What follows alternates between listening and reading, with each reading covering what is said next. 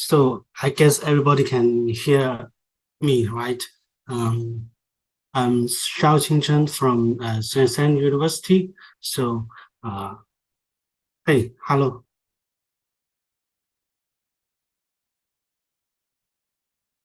Let me check. Hi. Okay. Yeah. Hi, hi, Professor Me. Okay, so I'm happy to host this lecture by Professor Zhifu Mi. So let me just briefly introduce Professor Mi. Okay, Professor Mi is a distinguished professor and director of the research and of the Graduate School of Sustainable Construction, University College London, one of the best, of course, the best research institute around the world. He is the co-editor-in-chief of the Structure, Change and Economic Dynamics and the editor of this specific journal, Sustainable Horizons. His research focuses on climate change, economics, and policies, and with many publications in leading journals such as Lancet, Science Advance, and Nature journals. So Professor Mi is a highly cited researcher in his field of study, and he won best paper awards in a number of prestigious journals. He also on the outstanding research supervision, which is a very high honor in UCL. So I've known Professor Mi for quite a while, and his work, of course, for quite a while. We can wait to listen to Professor Mi's talk on the international trade and carbon emissions. So let's welcome Professor Mi. Many thanks, Professor Chen. Many thanks for introduction. And thank to Sustainable Horizons having me here. Sustainable Horizon is a very promising one. I believe it will be one of the top sustainable development field. I'm going to share my research about international trade and carbon emissions. I can share my screen. Yeah.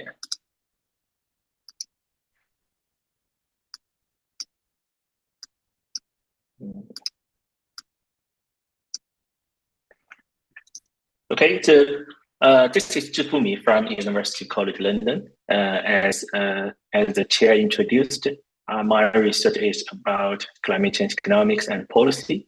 The topic I'm going to share today is about international trade and carbon emissions. I think most of you realize that international trade is very important for our economy. So it can enable countries to specialize and produce goods and services in ways they have comparative advantages.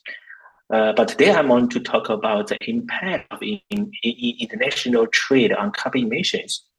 So it is very important to understand the relationship between the two because the world wants to achieve net zero around 2050 or 2060 to limit the global temperature rise to 1.5 degrees Celsius. International trade can bring the transfer of carbon emission responsibilities. So for example, one country can outsource their emissions to another country. So it's very important to understand how it happened and what is the current situation. So when we talk about the impact of international trade on carbon emissions, in my research, I merely mean the carbon emissions embodied in trade. So what is embodied carbon?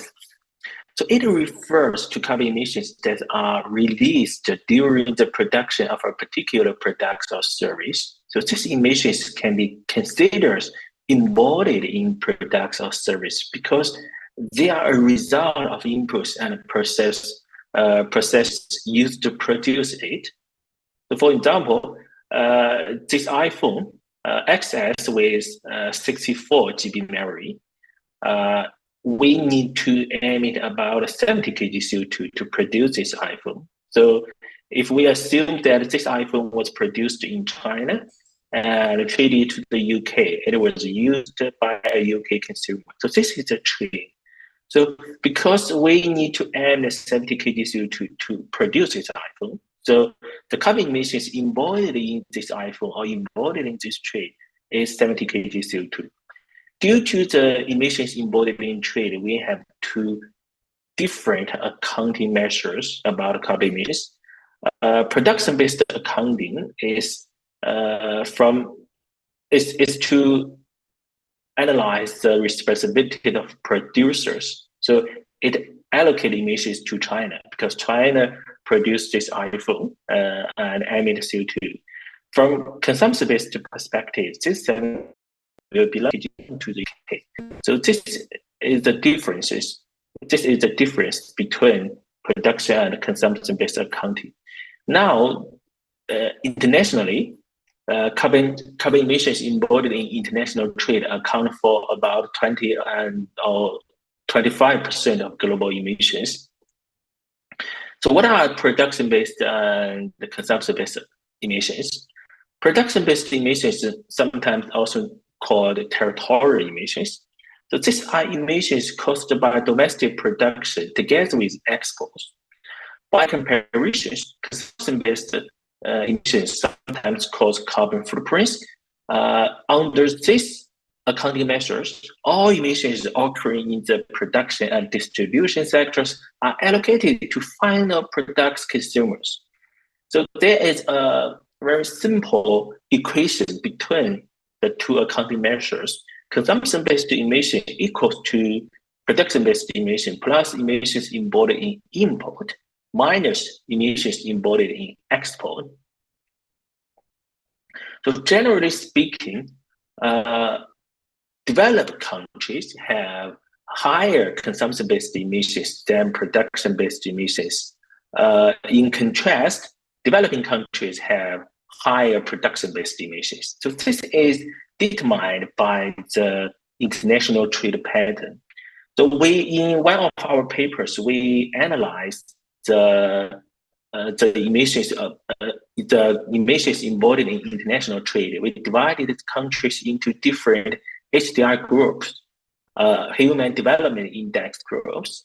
So according to our analysis in 2020, about 18% of global emissions were from the production of goods and services traded between different HDI groups.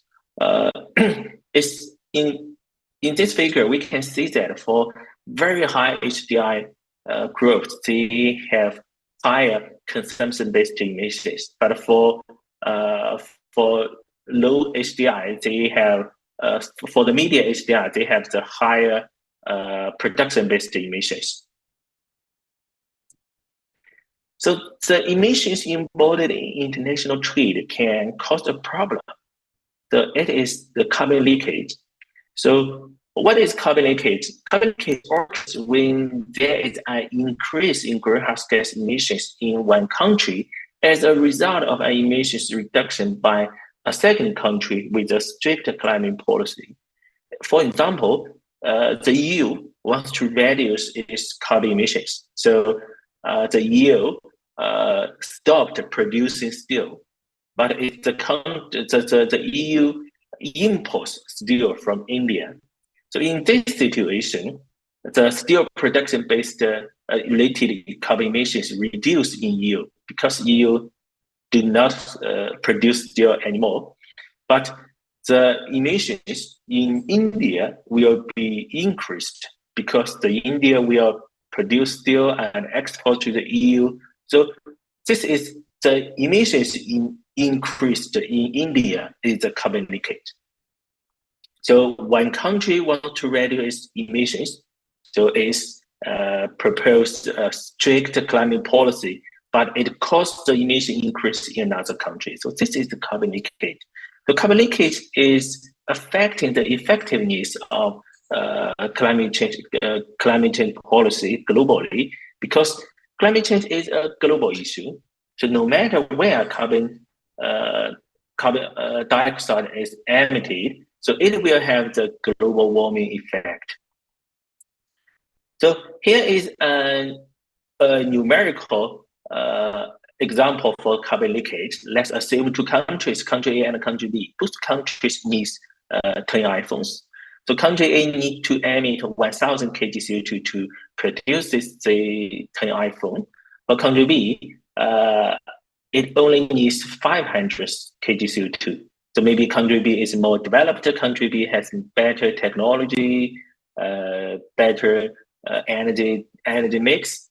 So anyway, so the country B wants to reduce carbon emission. So country B proposed new climate policy. So the country cannot produce 10 iPhone anymore. So the production in country of iPhone in country B is reduced to 5 iPhone. But the country B still needs 10 iPhone. So the country A can make response and produce 5 iPhone more and export it to country B. So in this situation, the country B carbon emissions is reduced to 250 kg. But the problem is that country A, its carbon emissions will be increased to 1,500 kg CO2. So now the total emissions is 1,750 kg CO2. So the global emissions between country A and country B is higher than the original situation without international trade. So country B wants to reduce carbon emissions. The result is that global carbon emissions are increased. So this is the carbon leakage. So why does carbon leakage matter? First of all, it will undermine global emission reduction efforts. So if emissions reductions are only achieved in certain countries or regions, but emissions continue to rise in other countries due to carbon leakage, the global emission will not be reduced sufficiently. So as I mentioned before, climate change is a global issue. So if we want to achieve the global climate target, such as the 1.5 degrees Celsius target or 2 degrees Celsius target, we have to reduce global emissions. So the second issue is that carbon leakage will cause loss of economic competitiveness. So carbon leakage can result in a loss of economic competitiveness for countries that have stronger environmental regulations.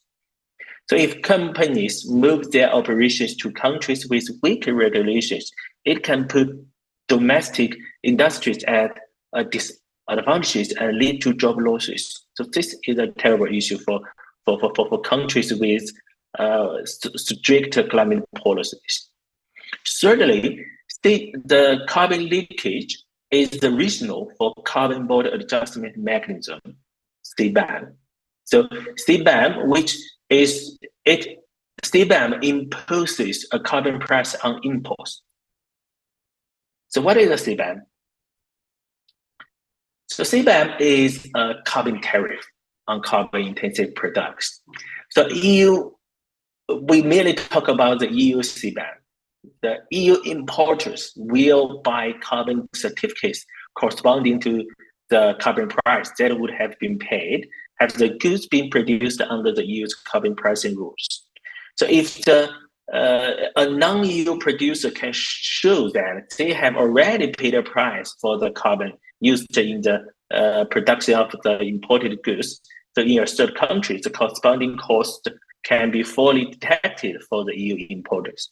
So make it simple. So CBAM, carbon border adjustment mechanism, is a carbon tariff. So if the products imported to the EU do not pay any carbon price in their production, the importers have to buy the carbon certificates. So this is the carbon tariff.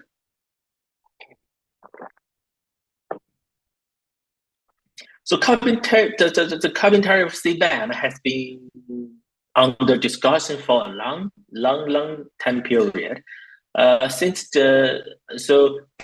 in the past several years, it has been discussed more because the European Commission have adopted this proposal. So in 2022, the December last year, the European Parliament reached an agreement that the Council of the EU will implement the CBAM from the October this year. So it means that whatever today is the 21st of September. The 21st September. So there are about 10 days. 10 days later, CBAM will be carried out. Why CBAM? So why EU wants to give a carbon tariff to the carbon intensive products? So before answering this question, we need to know that EU is a climate leader around the world and shows great ambition in combating climate change. So in 2020, the EU has a European Green Deal. So it aims to make the EU the first climate neutral continent in the world in 2050.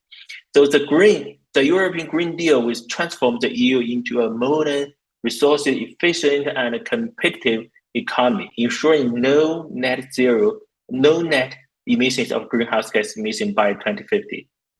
So along with the European Green Deal, it has a 50 for 55 policies.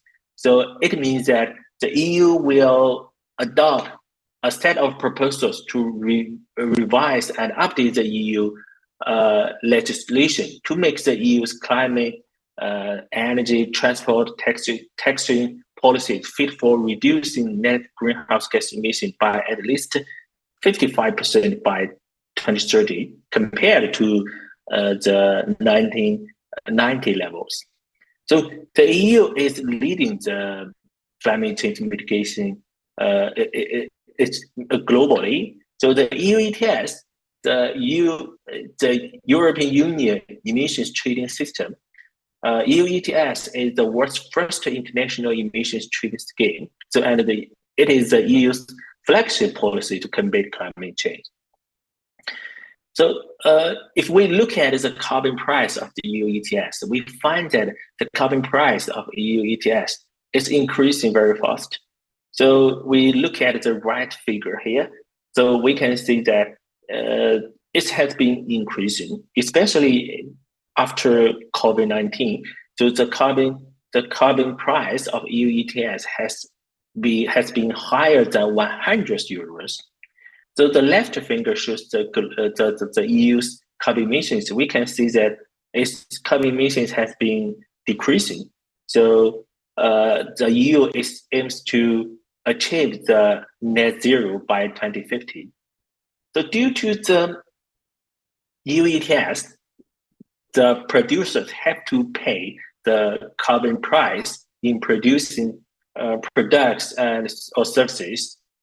So we can allocate the cost of a product into two parts. The first part is cost due to a carbon price. The second part is other cost during production. So due to the increasing carbon price, so the cost due to a carbon price will be increasing.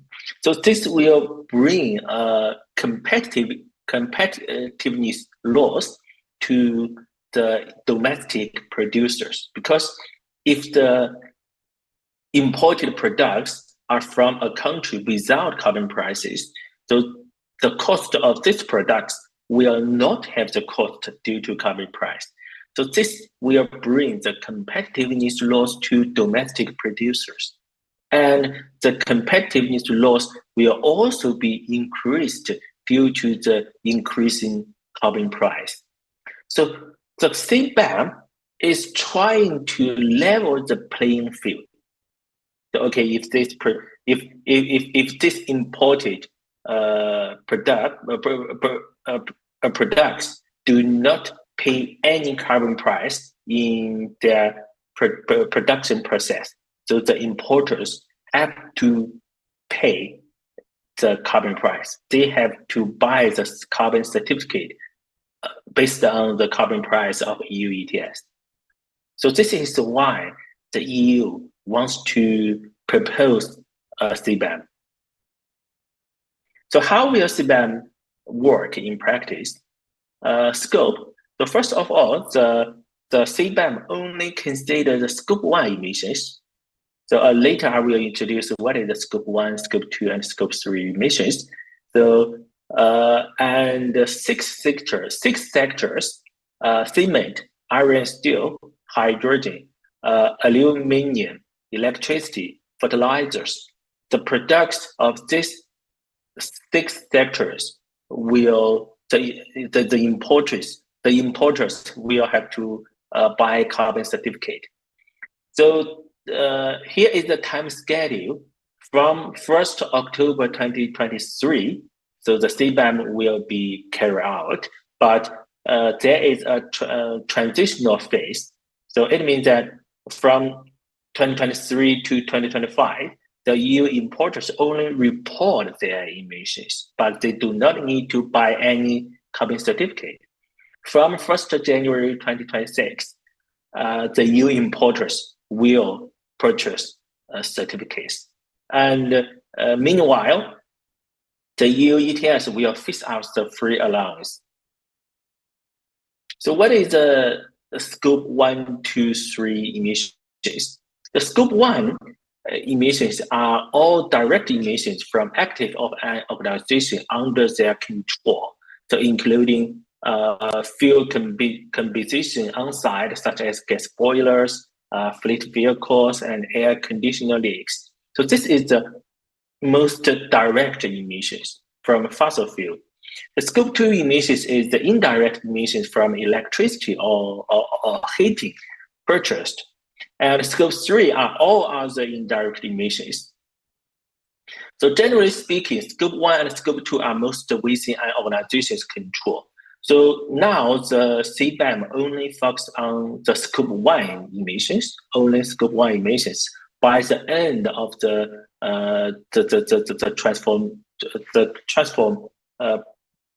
by the end of the transitional phase, 2025, so the EU will consider whether to include scope 2 emissions. Scope 3 emissions are not considered. So what are responses of other countries for it or against it? So for some countries such as Canada, UK, US, they are thinking about the similar policies. The carbon border adjustment is a carbon tariff. So, but for other countries such as the countries from the basic Brazil, China, so they in their meeting on climate change, they have a joint statement that CBAM is discriminatory and against to the principle of equity and CBDI-RC. So what is the CBDI-RC? It's common but differentiated responsibility principle and respectively capacities. So, in global climate change mitigation, so the common but differentiated responsibilities principle is very important. So it means that all countries have a responsibility to mitigate climate change, but their responsibilities are different, mainly due to several reasons. First, different countries have different responsibilities.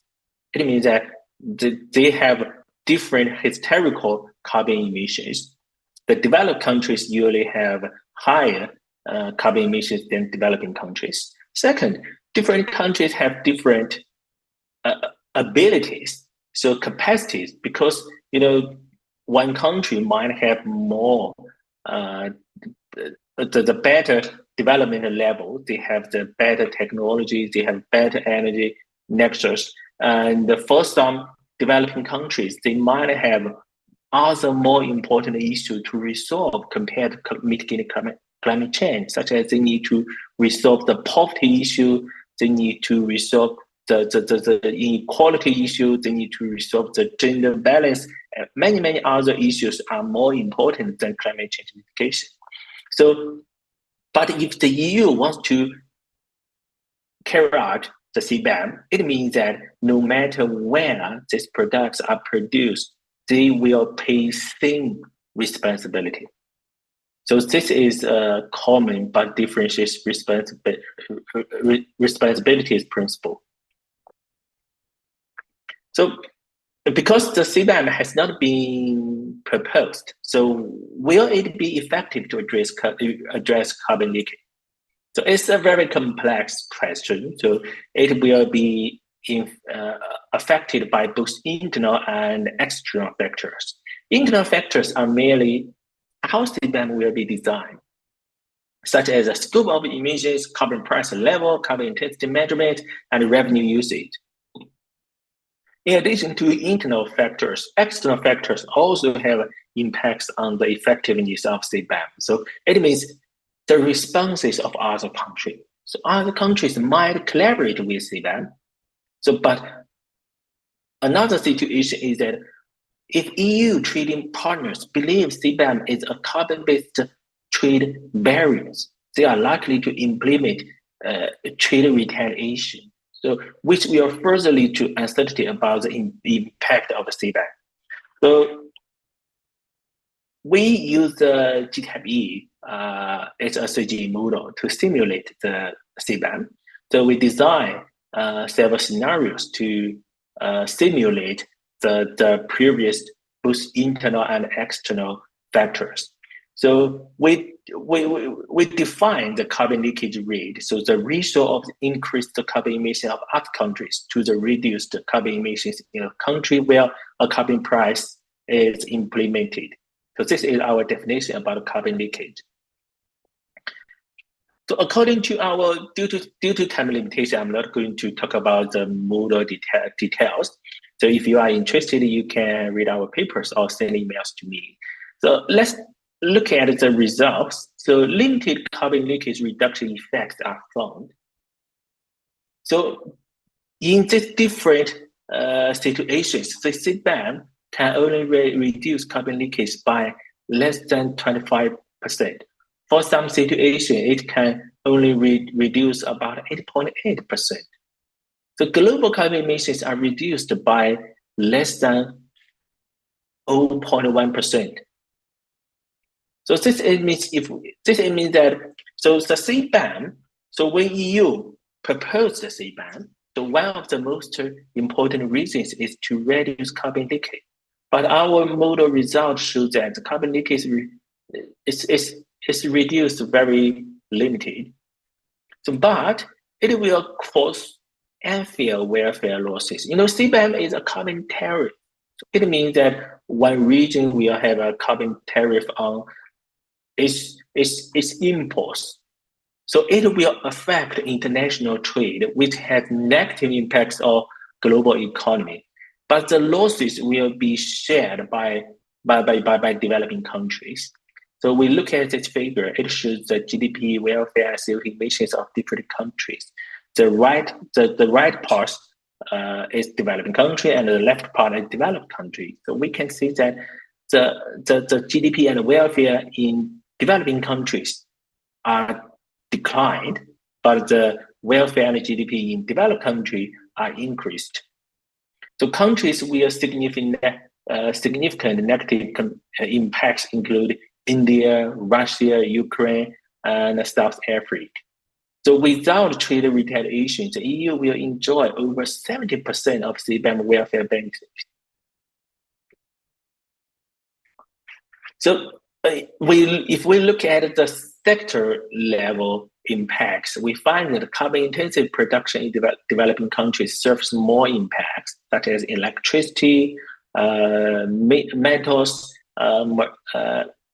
minerals. So this carbon intensive production will be significantly negatively affected. Now according to the CBAM policy, only 6 sectors are included: iron, steel and iron, fertilizers, electricity, hydrogen. So most of them are very basic materials. So these are very important for manufacturing and for this carbon intensive production. So as the impacts for global trade, so the exports shrink in most countries. So this figure demonstrates the imports and exports changes for most countries. So we find that for most countries, their export will be shrink. Due to the carbon tariff on the imported products to the EU. So a reshaped international trade structure will be obtained. So the current international trade situation is not very good. So if the EU proposed the CBAM, so it will have more negative impacts on international trade. The India, Russia, Ukraine, South Africa, Saudi Arabia are the major regions enduring the hit to their exports. So, but if we look at the trading among developing countries, South-South trade, the South-South trade might be increased due to the CBAM of the EU.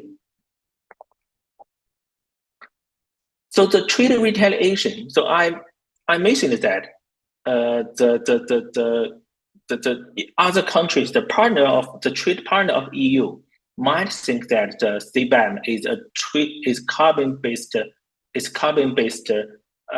trade barrier. So these countries might carry out the trade retaliation to CBAM. So what is the trade retaliation? So it means that if EU has the carbon tariff to some countries, so to their imports, so these countries as the EU's trade partners might propose the similar carbon tariff to EU's exports. So this is the trade retaliation. It will be similar with the China-US trade war. So the two countries or the two regions have the trade retaliation to each other. So what will the trade retaliation impact the effectiveness of CBAM? According to our result, if trade retaliation is carried out, the effectiveness of CBAM will be weakened further.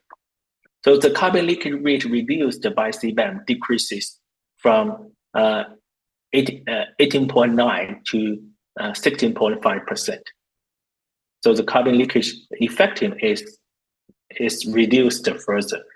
But the welfare losses will be increased from 0.67 to $4.58 billion.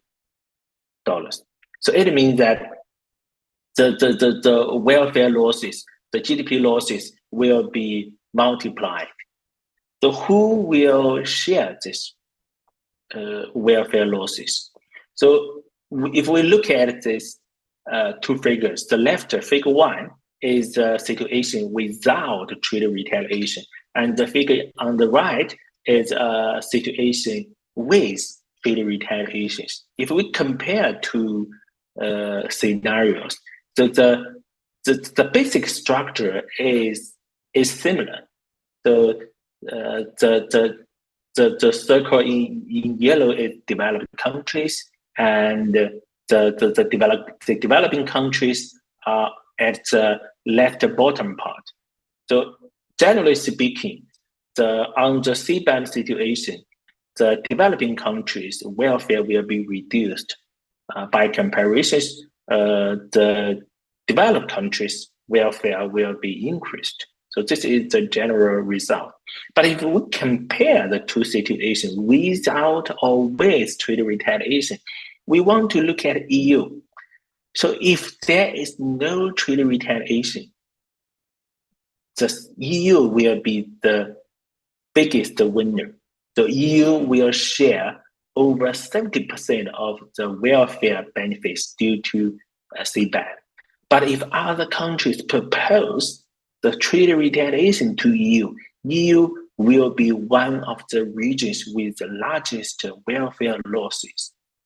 So in Chinese, we often sing 鹬蚌相争，渔翁得利. So it means that if EU, so in English, so we can say two dogs fight for a bone, or third one will run away with it.